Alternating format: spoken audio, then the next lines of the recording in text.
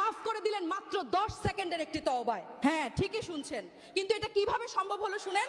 হযরত মুসা আলাইহিস সালামের আমলে অনেক দিন যাবত বৃষ্টি হয় না, ভয়াবহ খরা, আকাশ থেকে এক ফোঁটা পানিও পড়ছে না, মাটি ফেটে চৌচির, মানুষ পশু পাখি গরমে ছটফট করছে। মানুষের কান্নার হাহাকার দেখে হযরত মুসা আলাইহি তার উম্মতদের নিয়ে খোলা মাঠে সালাতুল ইস্তিসকা বা বৃষ্টির নামাজের জন্য দাঁড়ালেন। সবাই ভাবছে আল্লাহর নবী হাত তুলেছেন, এখনই অঝোর ধারায় বৃষ্টি নামবে, কিন্তু হলো তার উল্টোটা।